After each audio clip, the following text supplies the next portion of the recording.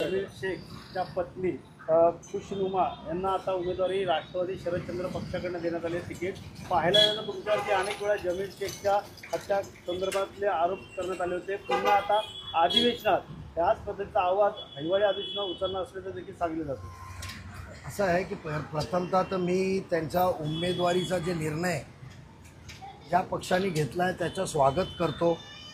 प्रत्येक माणसाला निवडणुकीत आपली किस्मत आजमायचा संधी आहे। मागच्या वेळी 2017ला त्यांच्या दिवंगत स्वर्गवासी जमीलनी किस्मत आजमावली होती। किती मतं भेटली तुम्ही सर्वांना ठाऊक आहे। यावं, प्रत्येकाने यावं। असं आहे का प्रतिस्पर्धी पक्ष कोण ना कोण देईलच। आणि राहिलं ते आरोपाच्या बाबतीत तर मी आधी स्पष्ट केलेलं, अजूनपर्यंत मी मन मोकळ्याने कधी बोललेलो नाही आहे। कारण मला खालच्या पातळीवर जाऊन सत्य गोष्टी काही राजकीय गोष्टीसाठी आणायची नाही आहे। त्यांना हट्टच धरलाय का नजीब कारण ते पराभूत करू शकत नाही, तर अशा खोट्या आरोपामध्ये ते मला टाकण्याचा प्रयत्न करू शकतात। मी एवढाच आवर्जून ठाणेकरांना सांगतो आपल्या वतीने की माझा काडी मोड कधीही संबंध नाही आहे आणि मी अशा खोट्या आरोपाला घाबरत नाही। कुठल्याही गोष्टीचा चौकशीला पोलिसांनी चांगला तपास केलेला आहे। आता तो आव्हाडांचा हट्टच असेल, कारण जेव्हा जेव्हा मी मुंबईत जातो दुसऱ्या दिवशी जमील हत्याकांड प्रकरण बाहेर येतं, कारण त्यांचा एकच म्हणणं आहे की मी मुंबईत जाऊ नये, मुस्लिम नेतृत्व निघाई व्हायलाच नाही पाहिजे। हे त्यांचा हट आहे। नागरिक ते निर्णय घेतील, जे उमेदवार द्यायचं त्यांनी द्यावं। स्वतः मनोज प्रधानांना यायचं असेल माझ्यासमोर तर त्यांनी यावं। जितेंद्र आव्हाड साहेबांना त्यांच्या कुटुंबातले कोणाला पाठवायचं असेल तर त्यांनी यावं। निवडणुकीत जनतेसमोर जाणार, मी काम केलं असेल तर जनता मला स्वीकारणार, मी काम केलं नसेल तर जनता मला स्वीकारणार नाही। मी जनतेसमोर जायला घाबरत नाही, कारण मी काम करत आलोय आणि काम करत राहणार। परंतु काय ठाकरेगड असेल, मनसे पक्ष असेल, सर्वच त्या पत्नीच्या मागे उभे राहणार असं मनोज प्रधान सांगतात। येणाऱ्या हिवाळी अधिवेशनामध्ये पुन्हा हा मुद्दा उपस्थित होणार असल्याचं देखील असं आहे की बरं झालं तुम्हाला आज कळालं असेल का जितेंद्र आव्हाडांचा किती कपटी आहेत आणि कसा पद्धतीने जेव्हा एकत्र असून पण मागून काय उद्योग करत होता। तर हे उद्योग त्यांचे चालूच राहणार, त्यांनी करावं। पोलीस यंत्रणे स्वतंत्रपणे जे त्यांनी चौकशी करायची करावं। त्यांना इतर कुठे त्यांना तपास दुसऱ्या ठिकाणी द्यायचा असेल तर त्यांनी द्यावं। आम्हाला काही प्रॉब्लेम नाही आहे, कारण काडीमोड संबंधच नाही आहे। आणि तुम्हाला सत्य परिस्थिती माहिती आहे तर ज्यांनी मारलं त्याची बायकोवर त्याची नजर होती, त्यांनी स्पष्टपणे सांगितलंय, पोलिसांचा जबाब दिलाय। तुम्ही इतरांच्या घरात घुसणार, इतरांच्या बायकोंच्यावर घाणेरडी नजर ठेवणार आणि त्यांनी काय केलं तर नजीबुल्ला दोषी। तर स्वतःचं चारित्र्य बघा तुम्ही काय आहे, त्याचं चारित्र्य काय होतं आणि नंतर बोलावं।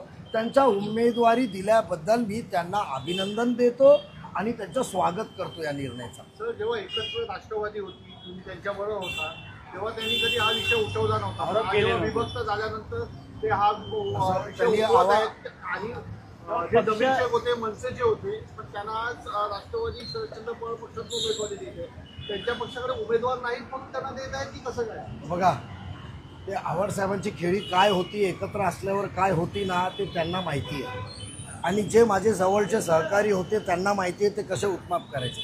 त्यांच्याकडे उमेदवारी त्यांना द्यायची असेल तर त्यांनी द्यावं। कोणते हुतात्मा नव्हते, त्यांचा कुठला इथं कार्य नाही, त्यांनी निवडणूक आजमावली त्यांच्या कुटुंबाने 2017ला। आता 2025-26 जेव्हा निवडणूक होईल तेव्हा मी परत सांगतो त्यांच्या निर्णयाचा स्वागत आहे। आणि त्यांना जे आरोप आहे की हिवाळी अधिवेशन किंवा काय, मी तर म्हणतो पोलीस यंत्रणेला पाहिजे जिथं तपास द्यावा त्यांच्या म्हणण्याप्रमाणे आणि परत तपास करावा, ही मागणी माझी स्वतःची आहे। फक्त माझ्याकडे अधिवेशनमध्ये मी नाही बोलू शकत, मी नाही आहे सदस्य, म्हणून मी तुमच्या माध्यमातून बोलतो का पोलीस यंत्रणेने पाहिजे तिथे तपास तातडीने वर्ग करावा आणि परत तपास करावा, त्याचा मी स्वागत करतो। 5 वर्ष झाले ह्या गोष्टीला, त्यामुळे आज असं आहे का त्याच्या बाबतीत 7 पेक्षा जास्त अरेस्ट झालेले आहेत। पहिला मारणाऱ्यापासून, पळवणाऱ्यापासून सांगणाऱ्यापर्यंत आणि ज्यांनी माझा नावाचा वापर केला तो पण अरेस्ट झालाय। त्याला अरेस्ट होऊन किमान मला वाटतं 2 वर्ष झालेत। 4 पेक्षा जास्त माझ्या माहितीप्रमाणे दिलेली माहिती जी आहे त्याच्याप्रमाणे 4 पेक्षा जास्त चार्जशीट दाखल झालेले आहेत। जो मुख्य आरोपी आहे त्यांनी का नावं सांगितली, का लोकांना माझ्या नावाचा वापर करायला लावलं ते सांगितलंय. आणि जो मुख्य आरोपी आहे, ज्याच्या बायकोवर जमीलचा घाणेरडी नजर होते असं त्याचं म्हणणं आहे, मला माहीत नाही आहे, त्या आरोपींचं म्हणणं आहे. त्या आरोपी 25 वर्षात माझ्या जीवनात कधी माझ्या संपर्कात नव्हता. एकदा पण तो उसामा नावाचा आरोपी माझ्या कार्यालयात नाही, माझ्या मिरवणुकीत नाही, निवडणुकीत नाही, कधी मदत मागायला आला नाही, काय काम घेऊन आला नाही, कधी फोन नाही केलाय. असं माणसाला माझ्याबरोबर जुळवतात चुकीचा आव्हाडांचा हट्टूनपणा आहे. निवडणुकीनंतर आव्हाड साहेब आणि यांच्या कुटुंबाला माहिती पडेल, आव्हाड साहेब बघणार नाही त्यांच्याकडे तेव्हा.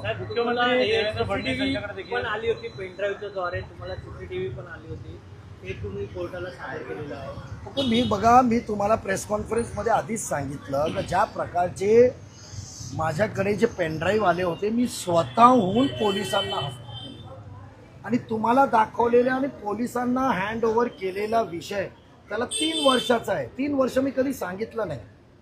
माझ्या विधानसभेच्या निवडणुकीत त्यांच्या विरुद्ध मुंब्रा कळवाला लढत असताना त्यांनी असाच घाणेरडा प्रकार केला, पण मी कधी ती गोष्ट बाहेर आणली नाही. कारण यंत्रणे जेव्हा तपास काम करत असतात तिथे कुठे आळा बसला नाही पाहिजे. चांगला तपास होत होता म्हणून मी काही राजकीय स्वार्थापोटी ती पेनड्राईव्ह कधी आणलं नाही. निवडणुकीसमोर फेस केलं मी, तर चांगला तपास चालू आहे. आणि दुसरी गोष्ट आहे, मी पेनड्राईव्हच हँडओव्हर केलं नाही, मी पेनड्राईव्ह बरोबर ते एनव्हलप पण हँडओव्हर केलं. आणि स्वतः मी पोलिसांच्या माझ्या जबाबमध्ये सांगितलंय आणि तोंडी सांगितलं होतं का हे एनव्हलप पण मी देतो, या एनव्हलप मार्फत ज्यांनी तुम्हाला हे पेनड्राईव्ह माझ्यापर्यंत पोहोचवलं आहे म्हणजे तो तुम्हाला उसामापर्यंत पोहोचेल. म्हणजे मी स्वतः दिलेला पेनड्राईव्ह आणि तो एनव्हलप. तर काय माहिती का, हे मूर्खपणाचा कळस आहे, हे हट्ट आहे, त्यांनी हट्ट त्यांचा करावा. राबोडीतली जनता हुशार आहेत, त्यांना माहिती आहे कोण काम करतो आणि कोण फसवणूक करतो. येत्या निवडणुकीत मतदान झाल्यानंतर, निवडणुकीचा निकाल नंतर कळेल. परत तिची बायकोचा मी त्यांचा निर्णयाचा स्वागत करतो, अभिनंदन करतो. आणि त्यांना जे योग्य वाटतं ना त्यांनी तपास पाहिजे ते यंत्रणेकडे द्यावा, माझी काय हरकत नाही. फडणवीस असतील, अजित पवार असतील, यांच्या संदर्भात तक्रारीचा पाडा वाचून दाखवला होता. पुन्हा अधिवेशनामध्ये तोच विषय आव्हाड पुन्हा तोच विषय काढून आव्हाड साहेबांचं कसं माहिती आहे का, 2 तोंडाचे आहेत ते. एका बाजूला पाडा वाचणार त्यांच्या विरुद्ध, दुसऱ्या बाजूला हातपाय जोडायला मागच्या दारातून ते निरोप पाठवत राहणार. मला भेटायचं आहे, कुटुंबाच्या लोकांना निरोप पाठवणार. मला पुढे मोकळं म्हणजे ते एवढा खालच्या स्तरावर बोलायचं नाही आहे. एवढंच ते शिंदे साहेबांच्या बाबतीत म्हणतात. मग स्वार्थासाठी ते शिंदे साहेबांकडे जाऊन मोठे साहेबांचा प्रेशर आणून ते फायलीवर सह्या घेतात. तेच फडणवीस साहेबांच्या बाबतीत तक्रार करतात, तेच त्यांच्या दारात रात्री 12 नंतर जातात आणि निवडणुकीसाठी मदत मागायला जातात. तेच भाजपकडे, तेच दादांकडून मागून काय उद्योग करतात ते कुटुंबाला माहिती आहे. कसे निरोप पाठवतात मला भेटायचं आहे, तर त्यांच्या तक्रारीने काय फरक पडत नाही आहे. त्यांचा जो हट्ट आहे ना त्यांनी करावा. पहिली गोष्ट तर जितेंद्र आव्हाडांनी ना माझ्या आरोप जे करतात ना तसंच ना त्यांनी ना करमुसेंच्या बाबतीत पण तपास दुसऱ्या यंत्रणेला पाठवावं.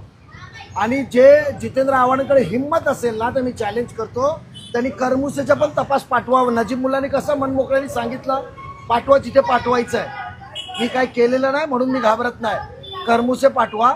सेकंड, जे त्यांचा बॉडीगार्ड होता ज्यांनी जे सुसाईड केलं त्याचा पण तपास पाठवावा की आव्हाड साहेबांनी कसं मानसिक त्रास दिला होता. आणि जितेंद्र आव्हाडांना वाचवण्यासाठी त्यांनी स्वतःचा मानसिक ताण होता म्हणून त्यांनी सुसाईड केलेलं आहे. आणि आम्ही तुम्हाला सांगतो त्यांनी तपास पाठवावा. आमच्याकडे पुरावे, ते स्वतः खुर्चीवर बसून करमुसेंना मारत होते, हे पुरावे साक्ष, जो मेन साक्ष ना त्याला उद्या कोर्टासमोर तर तपास यंत्रणेसमोर उभा करतो. त्यांनी पाठवावं ना. तशी माझी हिंमत आहे, मी स्वच्छ आहे, मी निर्दोष आहे म्हणून मी कसं हिमतीने सांगतो, त्यांनी पण सांगावं ना त्यांनी. मग कुठे कोर्टात काय झालंय, वकिलांनी काय केले, सर्व रेकॉर्ड आमच्याकडे आलेले. तुतारी वाजणार म्हणतात राबोडीत. काय तुतारी वाजणार आहे? हो, तुतारी निवडणुकीत नक्की वाजणार, पण राबोडीतली जनतेला कानात दुखणं नाही पाहिजे. तुतारी वाजली का कान दुखतं. लोकांना वेळ पाहिजे आणि चांगली वेळ त्यांची आलेली आहे. औषध आहे का तुमच्याकडे? औषध आहे का? औषध आहे का? काय हा, काय औषध आहे का? तुतारीचं औषध डिपॉझिट जप्त. तुम्ही निवडणूक बघून घ्या ना. असे पराभूत करण्याचे बरेचशी यंत्रणा आली होती. सर्व पक्षांनी एकत्र यावं, काम करणारी लोक आहे. आम्ही काम करायला कुठे चुकलो असेल तर निवडणुकीत आम्ही पराभूत होणार. जनता आज घोडा मैदान सामने आहे ना, त्यांनी यावं, निवडणुकीत यावा, प्रचार करावा, त्यांची रणनीतीच आहे. नजीब त्यांना वाटतं का नजीब मुलाला टेन्शन देऊ, राबोडीत गुंतवून ठेवलं का जे हातातून त्यांचा बालेकिल्ला फिसकट चाललाय मुंबऱ्यामध्ये ते त्यांना थांबवता येईल. काय होणार नाही. पाहिजे ते उमेदवार समोर उभा करा, मी जे यंत्रणा राबवणार ते राबवणार. निवडणुकीच्या समोर जायला मी घाबरत नाहीये. आता तुम्ही म्हणालात की अजित पवारांची पण जितेंद्र आव्हाड भेट घेतात नाही, मी असं बोललो नाहीये. दादांची भेट घेतात, दादाची भेट घेतात, मी असं बोललो नाहीये. ते कुठे कुठे मेसेज पाठवतात, कुठल्याकडे निरोप देतात की प्लीज माझी दादाची वेळ मिळून द्यावं. ते इथे जे दादाचे अरे पाय पडत, त्यांचं कामच तो आहे. पक्षामध्ये मागच्या दारातून जायचं आणि माणसाचे पाय पकडायचं. साहेब मी चुकलो. तुमच्या राष्ट्रवादी काँग्रेसमध्ये येण्याची त्यांची इच्छा आहे का? त्या बाबतीत मला काय माहिती नाही आणि एवढा मोठा मी नेता नाहीये का पक्षाची रणनीती ठरवणार. मी माझ्या जमिनीवरचा छोटा कार्यकर्ता आहे. त्या बाबतीत म्हणून काहीतरी माझ्या तोंडात टाकू नका. पण मी एवढंच सांगतो की जितेंद्र आव्हाडांना वाटतं ना का असे उभे करून मी घाबरणार नाही. आणि त्यांना वाटतं ना अधिवेशनात सर्व मोठा अधिकार येते ते सभागृहाला, त्यांनी निर्णय घ्यावा. माझं म्हणणं आहे का त्यांनी तपास यंत्रणेत पाहिजे ते त्यांना द्यावी. मी काही केलेलं नाही तर म्हणून मी घाबरणार नाही.